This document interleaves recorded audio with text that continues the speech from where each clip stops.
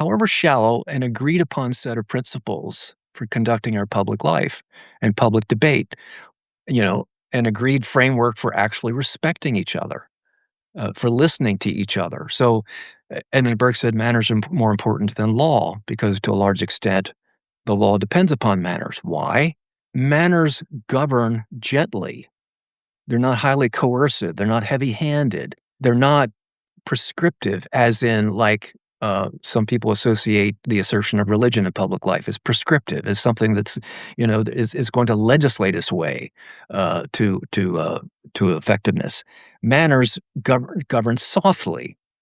There's a certain amount of social approval or disapproval with it, but it's not the heavy hand of government. You can accept it or ignore it if you choose to, but manners can take you a long way toward actually avoiding the need to politicize everything, the need to legislate everything, the need to litigate everything. It's a soft form of regulating an open, free society. Welcome to the Kalos Center podcast.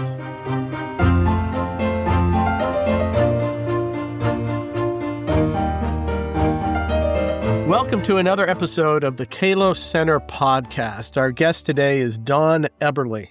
Don has had an illustrious career of strategic leadership in corporate, nonprofit, and government domains. In the corporate realm, Don served in multiple executive positions with DynCorp, a major military contractor that provides services for U.S. national security and foreign policy objectives. As a nonprofit leader, Don's many initiatives include the National Fatherhood Initiative, which is now the largest civic organization committed to increasing the number of children raised by committed, engaged fathers. And Don's work in the public sector includes over 2 decades of service in Washington, where he held several key positions in Congress, the White House, the Defense Department, and the State Department. While serving as Deputy Assistant to President George W. Bush, Don was a major player in the Office of Faith-Based and Community Initiatives.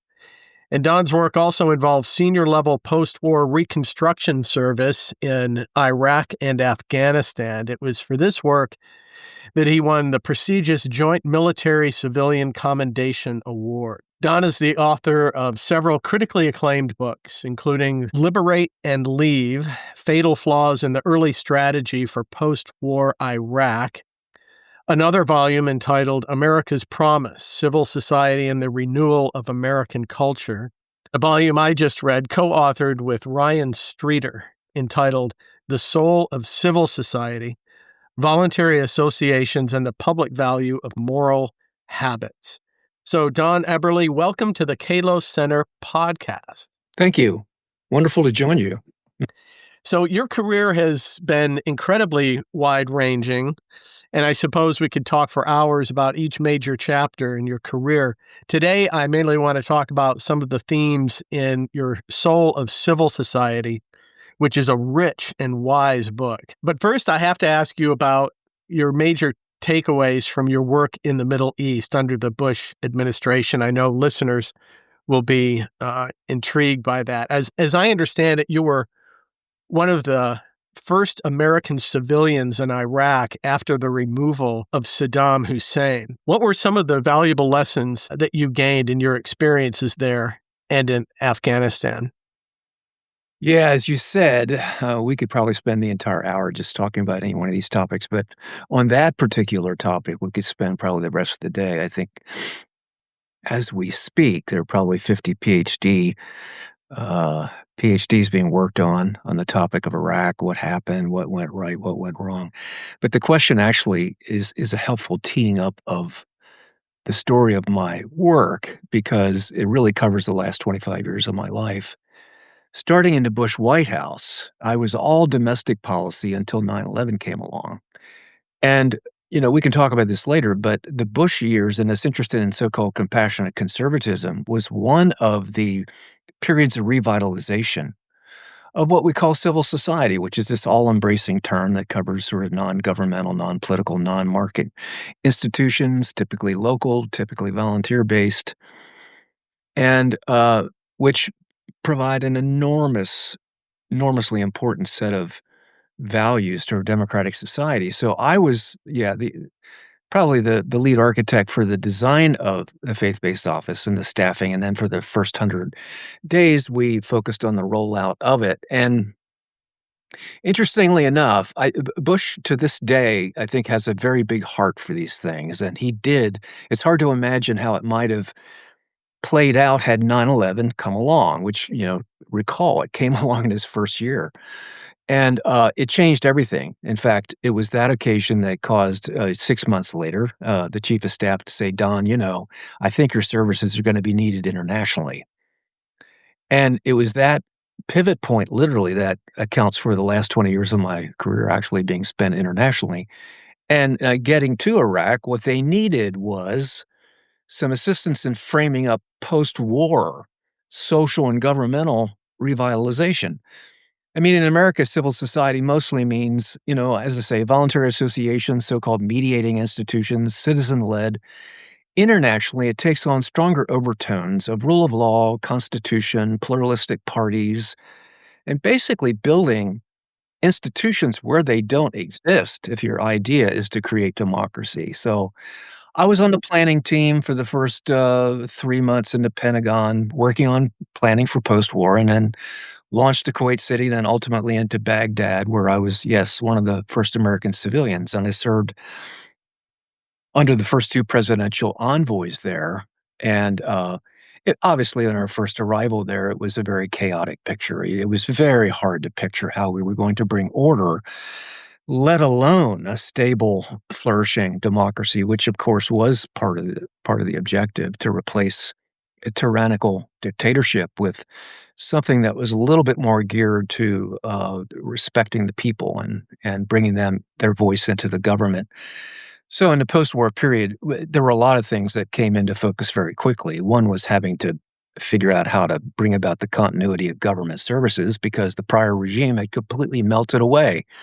Its leader had been taken out, and most of the senior officials had fled. And however, there was still a very, very strong base of Saddam loyalists in and around Baghdad and elsewhere where they had fled.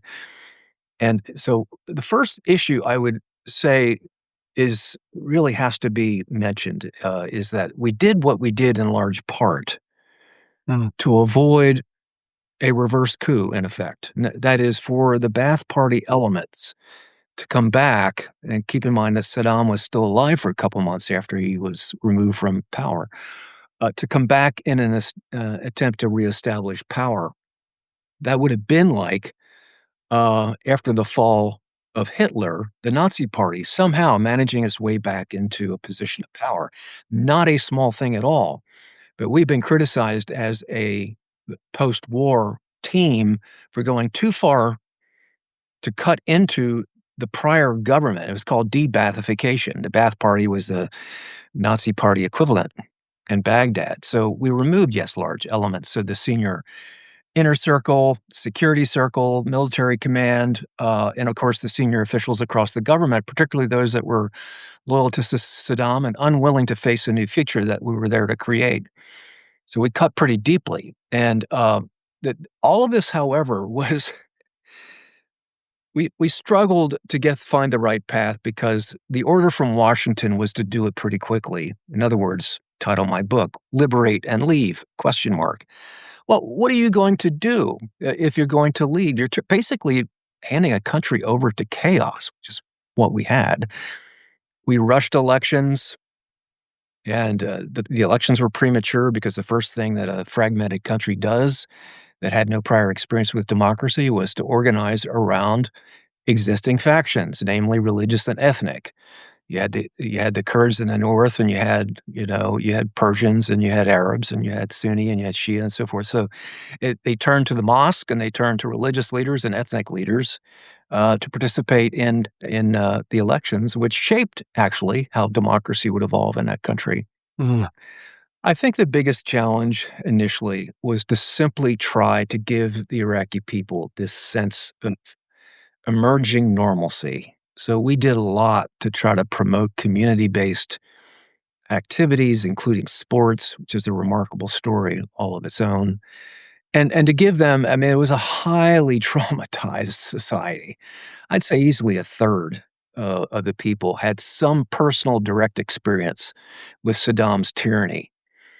Relative might have been imprisoned or killed and so forth. And my own job actually was to go through all the systems that Uday, Saddam's son, controlled, which was the Ministry of Youth and Sport, Iraqi Olympic Committee, and then a variety of enterprises, business and personal, including two palaces that were stuffed full of pretty strange contents.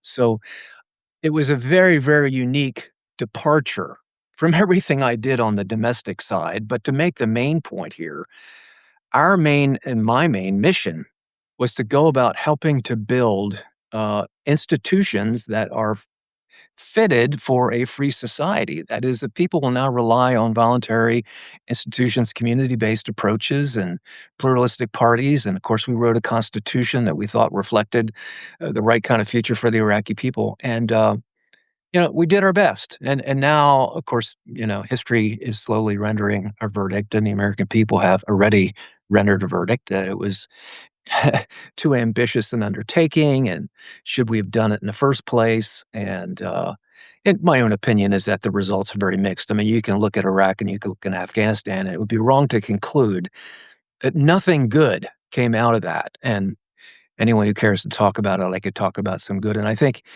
over a period of some time, history will judge it less severely than is the case right now. Fascinating. You had already written extensively on the whole idea of civil society before you began that work. Your book, The Soul of Civil Society, was published at the dawn of this century. And in it, you hopefully suggest that we here might be headed towards a sort of civil renaissance, and that this century might be an era of civil restoration after the 20th century, which was marked by all sorts of destruction and devastating cultural trends. So now, a quarter century later, and now also with all this experience you had working in the Middle East with nation building, with attempting to construct, as it were, a civil society, how has your thinking about all of that changed?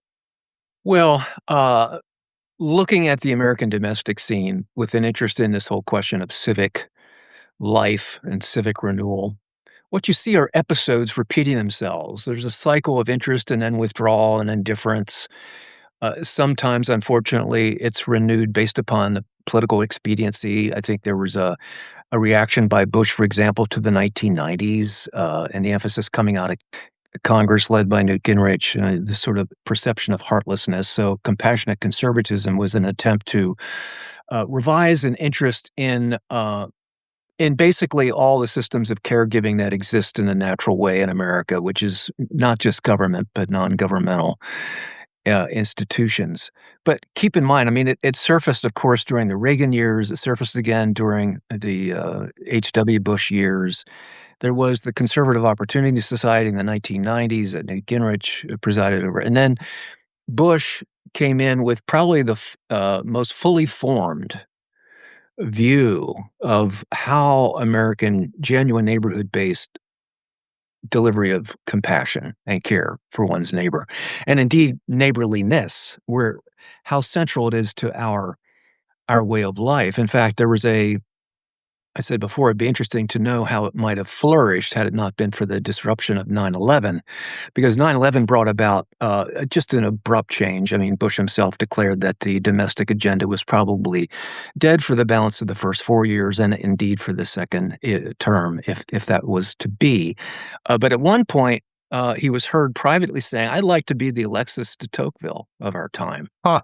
which was a very interesting thing to say. Because, a lot of people wouldn't even know in today's world, being as civically illiterate as we are, who Alexis de Tocqueville even was. So it tells me that, and Bush wasn't known to be the most widely read person, but he obviously had taken his time, studying a little bit about what the overall analysis was by Alexis de Tocqueville of America. So maybe Tocqueville would rank second on George W. Bush's list of favorite political philosophers after Jesus. Uh, I, It's a very interesting question because if he were a part of this conversation, I don't think we'd be surprised by the amount of conversation he would offer on it because, his faith-based initiative, and we can talk about how it was shaped and why it was shaped the way it was, it should have been, faith-based or more broadly just community-based. Well, it was both, Office of Faith-Based and Community Initiatives, and he had a direct hand in the shaping of that. I mean, my goodness, the first thing I did coming out of the, campaign as an advisor and then chairing the transition team that set this office up was to survey everything he said in various speeches, and you can't conclude anything other than the fact that this was very close to his heart, very, very close.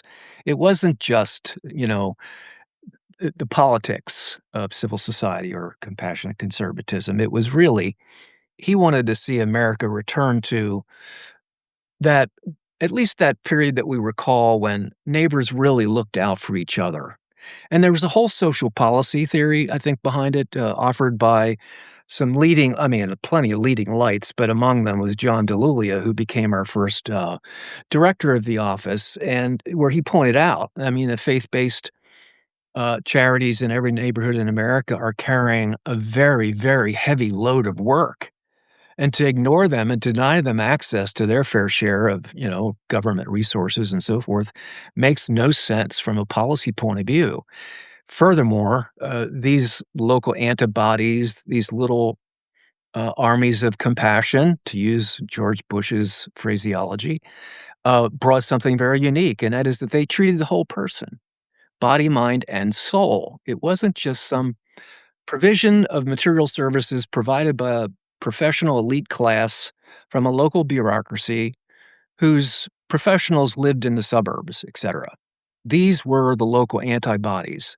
And to this day, the hope of many, including me, would be that we would just simply appreciate how powerful and how vital these local antibodies are for neighborhoods that are under tremendous stress. And the nation loses terribly if it loses an interest in these efforts. And of course, a lot of them are funded privately through nonprofit organizations, but they also partner increasingly and frequently with local agencies as well. So, there's a lot. One of my and the reason I think 4 or 5 of my books have civil society citizenship or something in the title or subtitle is because Mm. it is my strong contention that this is, and not just mine, but many have written about it, this may be the centerpiece of American exceptionalism. You cannot find this in nations prior to the founding of America. You can't find it in nations. You certainly can't find it in Europe today.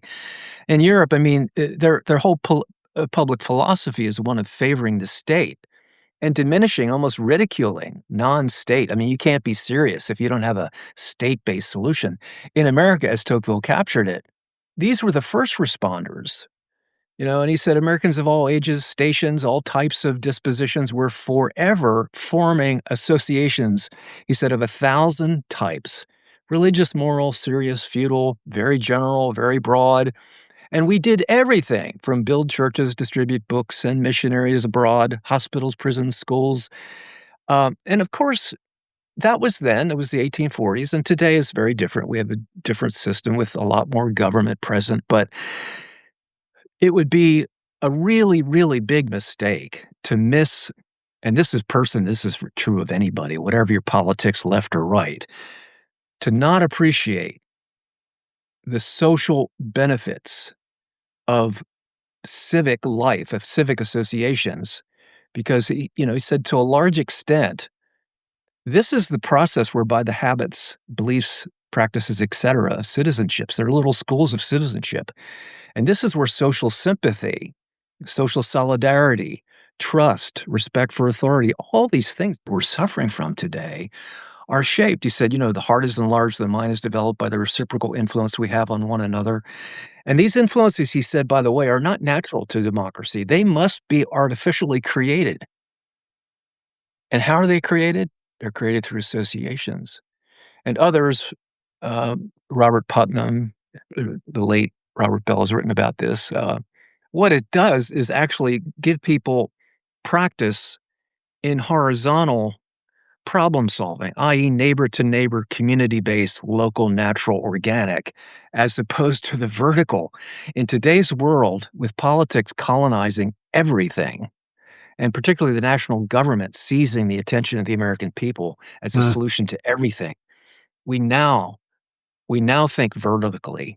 At the moment a question of something comes up, even a local problem, we tend to think like, it comes up on election day, and we sort of imagine someone going off to Washington and solving that problem. So civil society is more the horizontal, vibrant life Mm. of neighbor to neighbor community, solving social problems and generating what we come to call social capital, which is having regard for others, thinking beyond one's own self-interest and so on. So it's an extraordinarily important, and, I think as people write about the pathway to American renewal today, to miss this is to miss something that's absolutely unique to the American experience.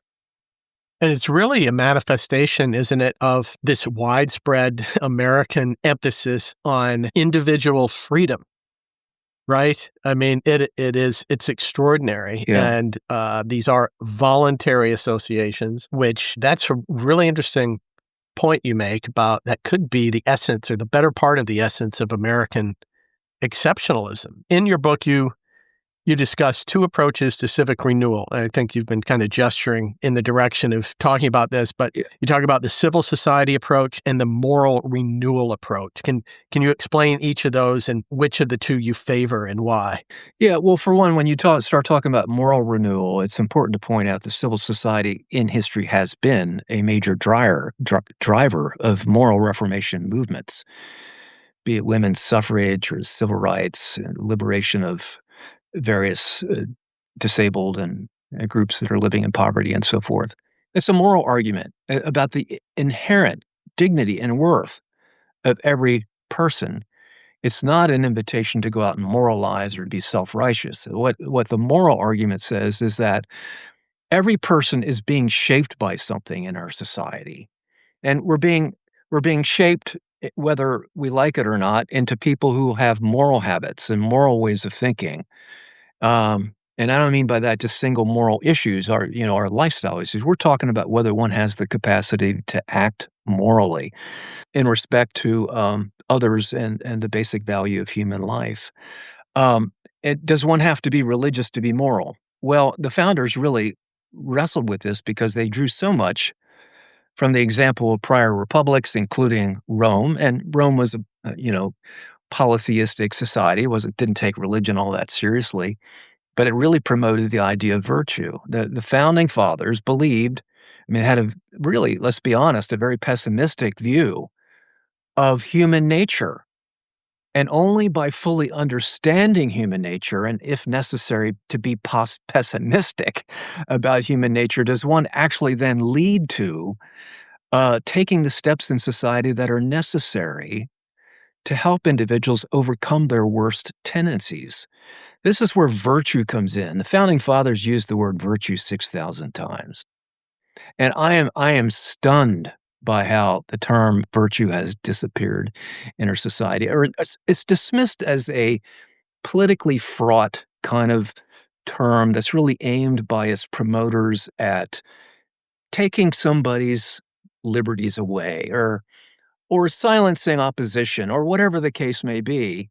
But as far as moral life is concerned, it's either shaped and formed from the bottom up organically through our institutions of faith and education and so forth. And you can talk about what happened to character education, what happened to civic education, but those are the things that are shaping citizenship in America or failing to do so. So I would use as an example, I live in a neighborhood where I think our car is probably the only one to leave Sunday morning to go to church out of 22 households. But there are highly socially conscious people, responsible people, peace-loving people, hardworking, tax-paying people. They're not religious, but they have been somehow through our society and through, I guess, the privileges of being grown probably up in a middle-class community with access to good, solid examples and good education and so forth. They live beautiful, upright lives. But somehow you have to ask then, where do these things come from? And where I think we're falling short in a big way is our failure to continue to educate civically and calling attention to norms of civic life, the myths of America, the stories of heroic moral life, such things as the golden rule, such things as the greatest commandment, love your neighbor as yourself, or it could be the teachings of Martin Luther King. It could be any number of things. But, the thing is our country has gotten to the point where in the eyes of a lot of secular people, to even talk about values is to necessarily, therefore, be about promoting religion in public life. Mm. And, it pays to sort of slow down and unpack these things. I think religion is a great source of moral life. And moral life, back to your question, the moral habits that we come by are probably the surest, although not the only, pathway to taking civic responsibility. These things are cultivated in, what I've come to call the good society, where we have an understanding of the good. We know what the good person is like. We prefer to be in a neighborhood with the good person, good people. But one has to go about cultivating these things. And I think, you are bound to ask beyond to the question of individuals and individualism.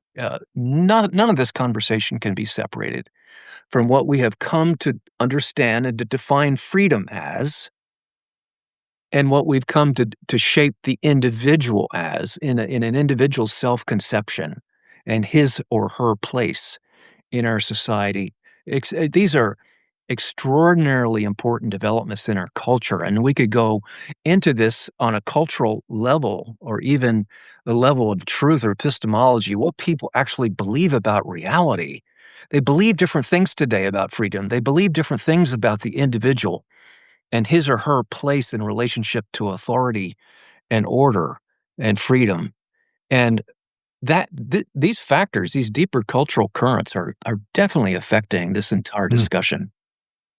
I think you make a great point about the loss of virtue, even a kind of public unwillingness to even talk about virtue as if it's something that, it's this special interest, carries all this baggage, and that we can do what we need to do as a civil society without even talking about morality, as if everyone doesn't already have some sort of set of moral ideals. Everybody has moral ideals. Thomas Nagel is a philosopher, longtime philosopher at New York University, and he's got a book entitled The View from Nowhere. There is no view from nowhere.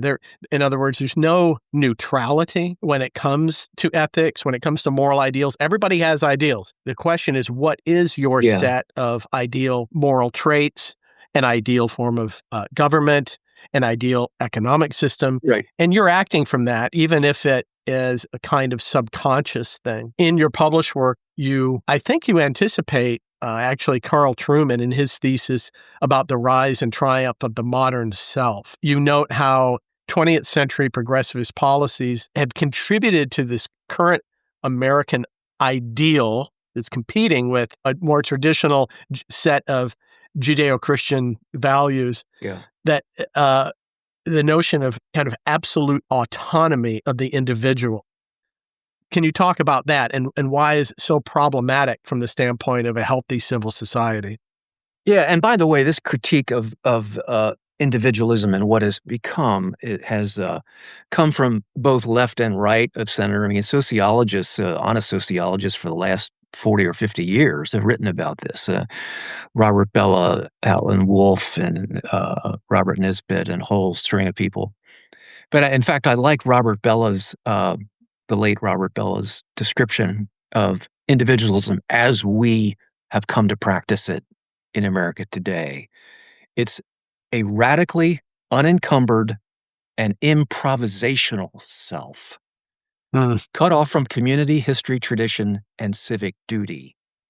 So those two words, unencumbered and improvisational. Unencumbered meaning we are at the point where any source of authority or, shall we say, control or discipline urging from outside of the self is legitimate, which is why we get practically nihilism in politics. Unless I have my own way, unless authority is coming directly from me and I get to approve, it's not legitimate. But you can't have you have two things that it seems that the American people want, and one is social cohesion.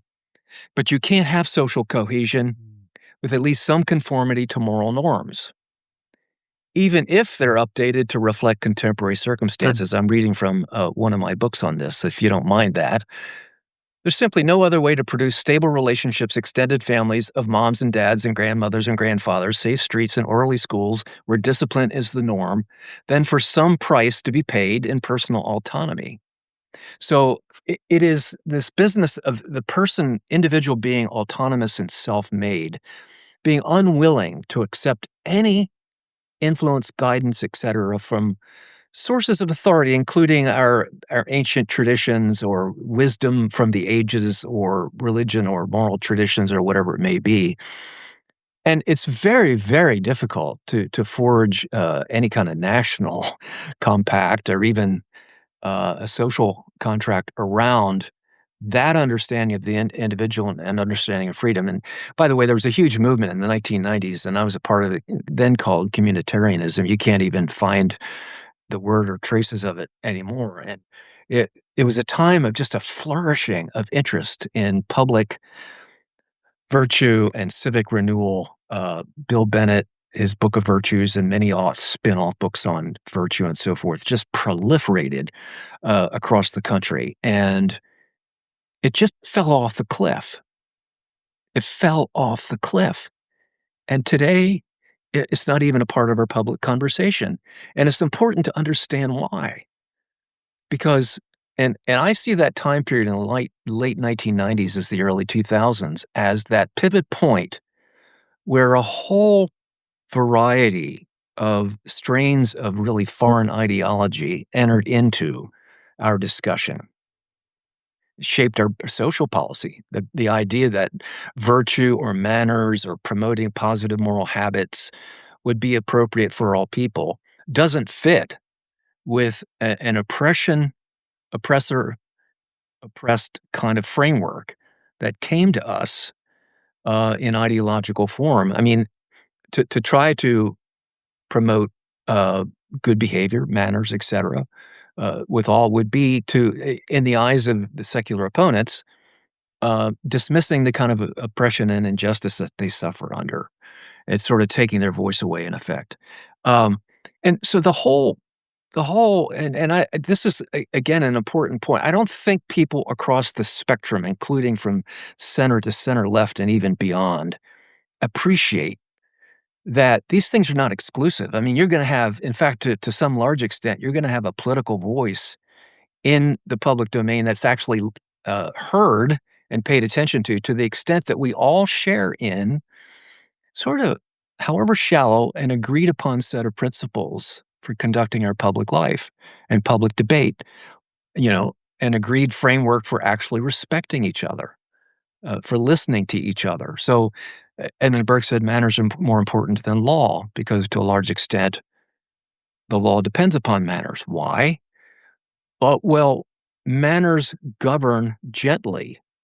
They're not highly coercive. They're not heavy-handed. They're not prescriptive, as in like some people associate the assertion of religion in public life as prescriptive, as something that's is going to legislate its way to effectiveness. Manners govern softly. There's a certain amount of social approval or disapproval with it, but it's not the heavy hand of government. You can accept it or ignore it if you choose to, but manners can take you a long way toward actually avoiding the need to politicize everything, the need to legislate everything, the need to litigate everything. Is a soft form of regulating an open, free society. So, as much as our society has slid into what could also be described as maybe a kind of moral nihilism, and the whole improvisational self is kind of the best you can do when you've abandoned any concepts of absolute transcendent moral truth and virtue.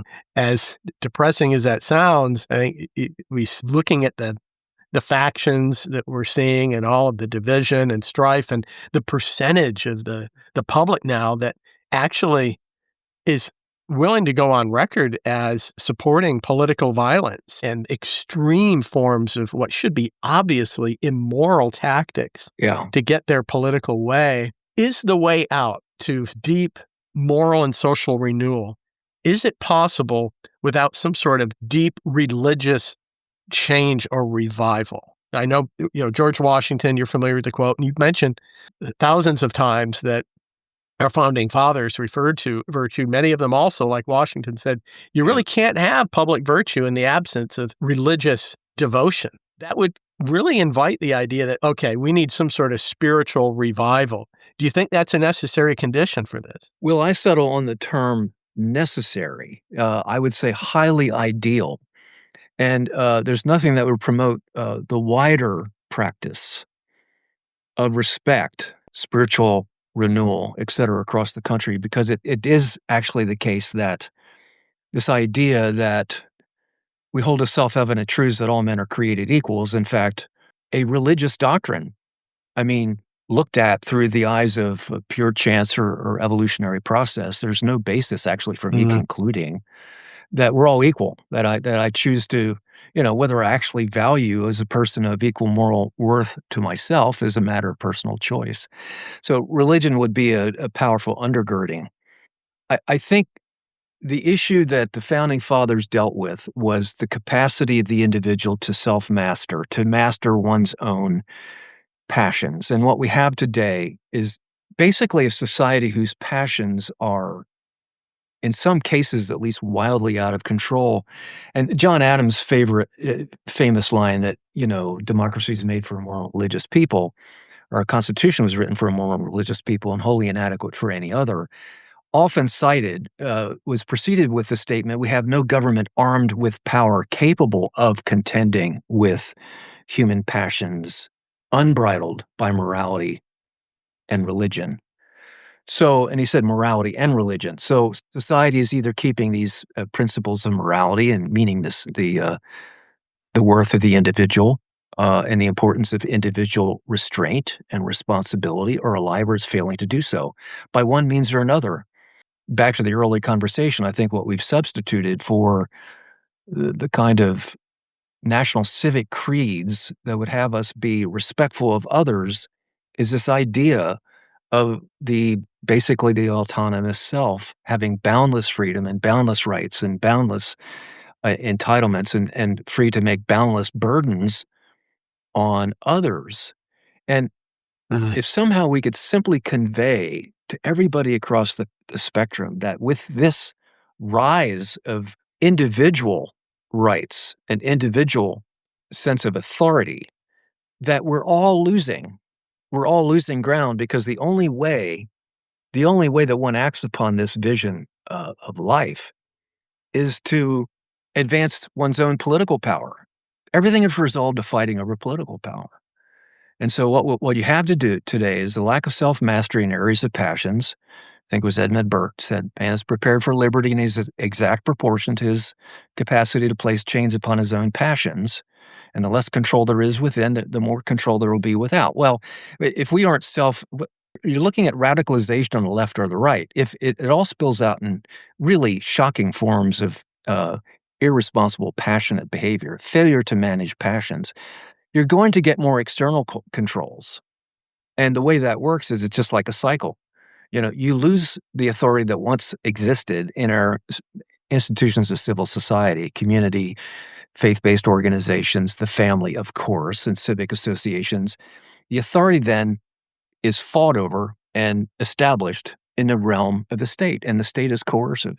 So then politics becomes a zero-sum kind of game. Like, my side gets to take over for 4 years, penalizes its opponents, pushes, arbitrary practices of various kinds, kind of runs roughshod over the opposition.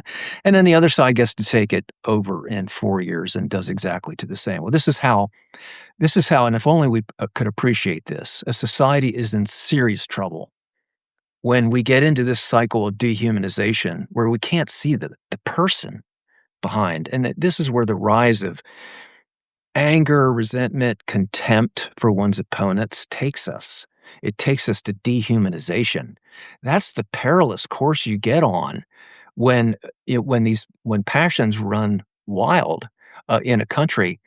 We no longer see the person behind the ideological argument or the reach for political power or whatever. And what some are prepared to do when that becomes the reality is to resort to violence. It seems to be that's the path that we're on right now.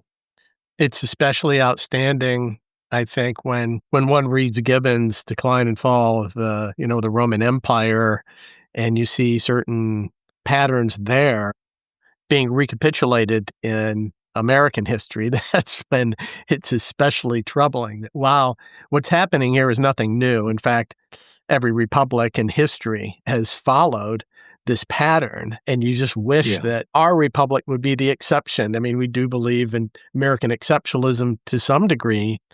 Could it be that, the right social order could be salvaged in spite of the fact that we seem to be going down this slope ever so precipitously? You've noted that the root of many of our country's social ills is fatherlessness. You're not alone in that. Barack Obama said that, and he was excoriated for it. The high incidence of children being raised without involved, engaged fathers. Can you talk about that, and how could that problem be effectively addressed? Yeah, I mean, if I were to identify the one issue that to me is central, and certainly central to me in my understanding of social conditions in America, if you want to talk about social pathologies and social breakdown and the self-perpetuating conditions that exist now both in rural and in urban America, it has so much to do with the fragmentation of the family. And you can't talk about fragmentation of the family without describing what you're actually talking about, which is the absence of fathers in the home. And but before saying more, the Fatherhood Initiative ran into a buzzsaw early on because it appeared in the eyes of some that we were diminishing the heroic role that many single mothers play. And by the way, single fathers, single parent households, I think now constitute about father-led single parent households are about 10% of the overall population. But it's not denigrating the single parent. It's not blaming them necessarily for their condition. Many of them wouldn't choose it. Many of them didn't choose it. Some, of course, are single parents by choice, but that's a minority. Most people end up in that position having the ideal, believing in the ideal that children, the well-being of children is best served by having two parents. And the main claim about fatherhood is that fathers, and this is why there is no substitute for the father, fathers have a unique gender-specific contribution to the well-being of children. It's very unique, and it's so deeply mysterious. It takes you into the realm of mystery, religion, morality, whatever, human psychology, but be it a boy or a girl who hasn't had, or a boy who hasn't had the affirmation, approval, blessing, etc. of the father is one who can spend a lifetime looking for it. Do many healthy children come out of single-parent households, mother-led households? Yes, of course they do. But if there is a percentage of kids who lose their way and sort of fly off the rails, it is to a large extent attributable to being raised in a father-absent environment. 5 times more likely to live in poverty, 5 times more likely to turn to gangs, drugs, high school dropout, educational failure, and it often repeats itself.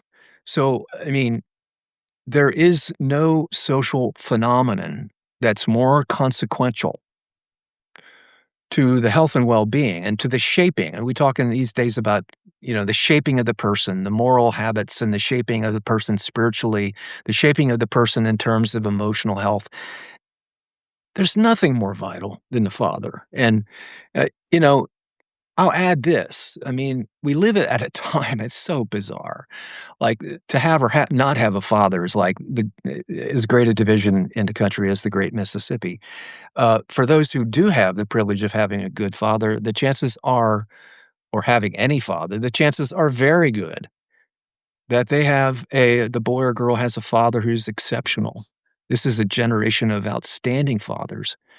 The problem is a near majority of households don't have the father in it, and we can just simply do a better it would be nice of imparting in emerging generations. It would be nice if we had the absolute value publicly to have of a non-threatening we already have parental engagement. I mean, there's a lot of parental advice coming to young adults today, but advice around the importance of moms and dads, and the advice concerning the importance of marriage as an institution, because the first thing that happens, and the reason fathers are not in the household is often due either to family non-formation or to divorce.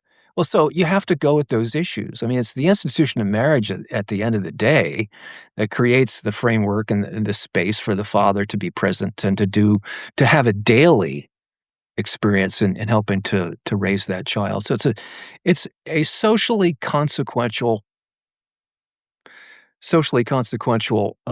issue that has, in my opinion, no parallel. And it is there's a lot of comparisons about, various periods in history, but I don't think that any society has ever experimented with this degree of father absence and expecting along the way to have outcomes that are not affected by that.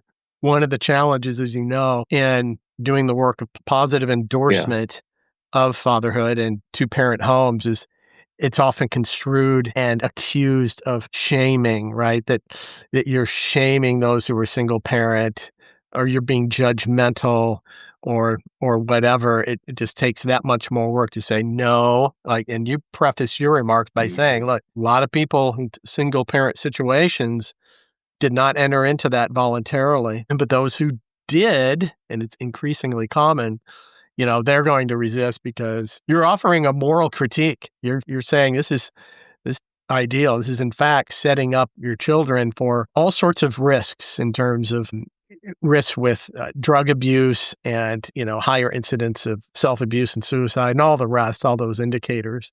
So that makes it especially hard, doesn't it, to make the case for fatherhood and traditional families.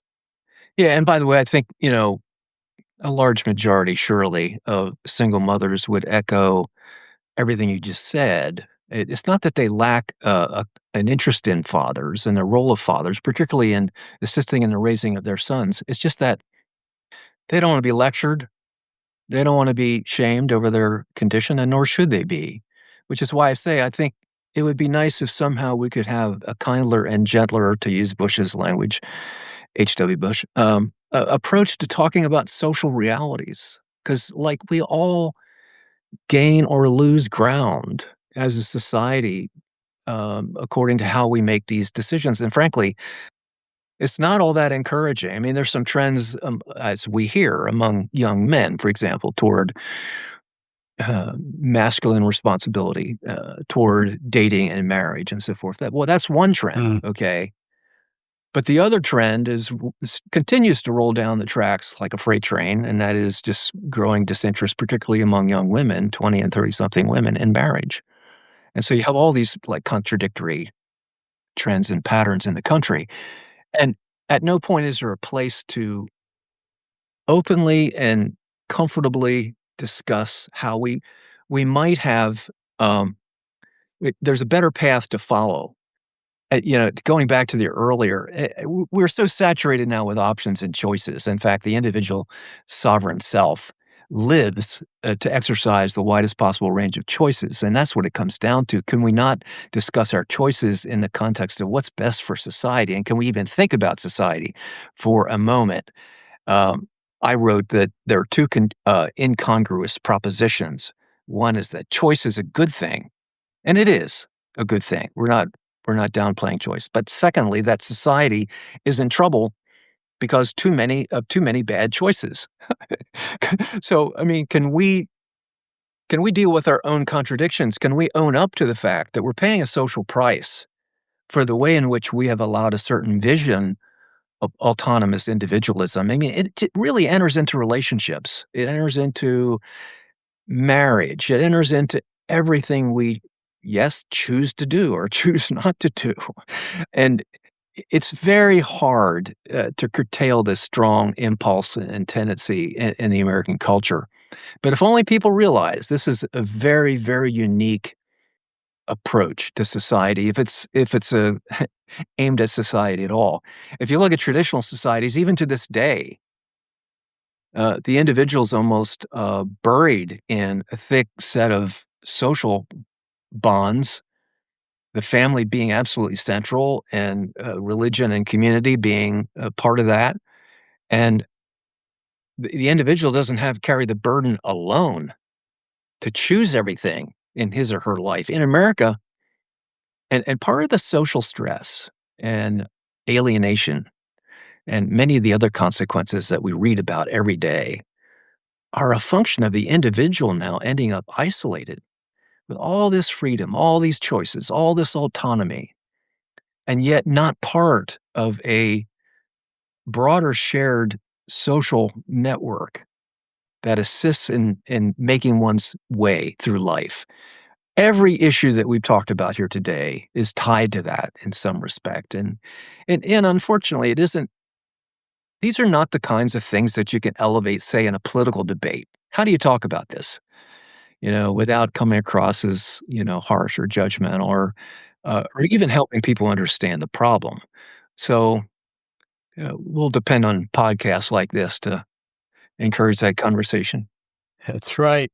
So I want to pivot just a little bit here to your own inspirations and motivations for all this productive work. You've done renewing work, with mixed results, you would humbly admit. But there's a theme in the work you've done over, all these decades about positively impacting civil society, helping people at different macro levels and individual levels. That is really driven by your faith perspective. And can you talk about that? How has your faith perspective driven, motivated, Yeah. inspired the work that you've done? Yeah, it is, thank you. Faith has always been at the center or near the center. I wish I could say that I lived a life that I'm, satisfied was consistently and fully faithful for a lifetime, but like everybody, like many, I was a pilgrim and a wanderer as well. But nevertheless, the ethic of faith and the vision for living faithfully was always, always a part of it. In fact, it was faith boiling over, spilling over into the public domain in a concern for the common good, I think, that was the motivating factor, and I had a number of very precise visions for, how faith might be a force in promoting positive social change. William Wilberforce was my hero. I read everything about William Wilberforce, who set about reforming the slave trade, but understood it was tied to public ethics and ranging from manners to whole ranges. He had 66 different councils that he created for ethical uplift and improvement and social reforms of various kinds, all tied together. And this is so true in a society. You may want to solve one problem, realize its roots go a little bit deeper than that. But that was kind of the animating vision for me. And beyond that, I had instilled in me just from an early stage in my policy career the sheer value of just aiming to be the best possible professional. When we think of politics today, often most people think, well, you got to use every angle you can to promote a political ideological outcome. And my vision has always been, well, sure, that's something we all bring our values and our political beliefs to bear where we can. But my vision was always to be the best possible professional, to be a person that was truthful, could be counted upon, was known for his integrity, was known for looking out for his colleagues, who was known for promoting the best possible outcome for the group, and which is why, and I think I attribute this to when I worked on Afghanistan. It spanned, or I say Iraq and Afghanistan. It spanned the administrations of George Bush and Barack Obama, and many in the Barack Obama State Department knew exactly who I was, but they also knew that I was bringing to the table just almost a fierce commitment to serving the greater good, whatever the mission was, executing faithfully. And of course, if you have deep disagreements, you've got to work on that and carry it, confront it and so forth. But to me, anybody that's thinking about a policy career, my first advice was sure be faithful to your principles and to your religious faith, but don't diminish the importance of just pursuing the best possible life as a professional, a policy professional, an author, an influencer, whatever your role may be. Be good at it. Strive to be good at it because it it makes the difference. It opens doors. And so those two elements, I think, faith translating its way into a social vision and just a personal vision for professional excellence would explain how I saw my personal faith being played out.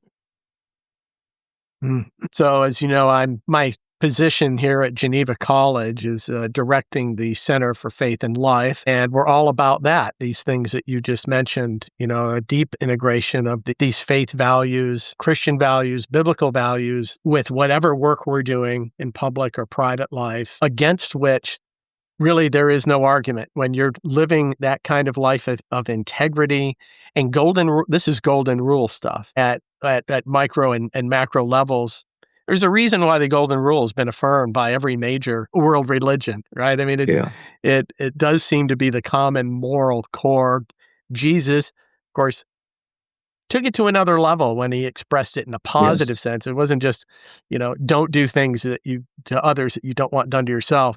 He made a positive formulation, do unto others as you would have them do to you. And that really raises the moral ante there. And that seems to be what you've strived to do. If that's done effectively, like I say, there just is no argument against that. Whatever side of the aisle one is on politically, like you can't argue with a life of virtue and integrity. So here's a question that I like to close all our interviews with, and I'll pose it to you. It's really unfairly big, but it's worth asking, and I think our listeners like to hear our guests address it. And that's just that big question. What is your view on the meaning of life? And how is your professional work aimed to work out that conviction in practice? Yeah, the meaning of life, and it becomes a little bit easier to think about these things when you I have a birthday this week. I turned 72, so the meaning of life is actually largely defined by getting better prepared for the life to come. And I'm kind of making a serious point because it's hard when you're a young person to actually think about it that way. But when I think it was E. Stanley Jones said, when you know that ultimately you're going to be facing your creator, it changes your outlook on everything. You are a pilgrim. You will die. You will face your maker, and you will live eternally. It's really quite a focus, a way of focusing, what life is all about. But the larger purpose I would say would be defined. I steep myself a fair amount in the writings of the Puritans, all of life for the glory of God, which is, kind of a core theme. A people who were sort of ridiculed by modern secular writers and so forth, and yet they were immensely talented, intellectually gifted, with enormous outputs in literature and philosophy and poetry and theology and everything. And they lived life with this remarkable life with tremendous balance, and everything was possible because they imagined themselves doing it all for the glory of God. And my message to young people is, and it's very hard as particularly an ambitious, driven male to spend the early decades of his life doing anything except pursuing his ambitions. But don't lose sight of the fact that our lives really are boiled down to vocations whose ultimate purpose, whatever it may be, is yes to bring glory, bring all of life under the pursuit of the glory of God, and that would be my I think approach to the broad spectrum of all of life, be it as a parent or or grandparent in my case, be it, as a professional, what it may be, but all of life for the glory of God. Very good, and amen to that. I think you've echoed what so many of our guests have said, which is beautiful to see, that shared conviction. People in so many different lines of work saying that very thing, which is so deeply biblical. And yes, it was emphasis by the Puritans. Well, thank you very much, Don, for this time together. I appreciate it. It's an honor to talk to you. Thank you for sharing as you have. I know our listeners are going to benefit. Thank you so much for having me. Thank you for listening to the Kalos Center podcast. We gave you our thoughts. Now let us know what you think. Email us at podcast@kalos.center.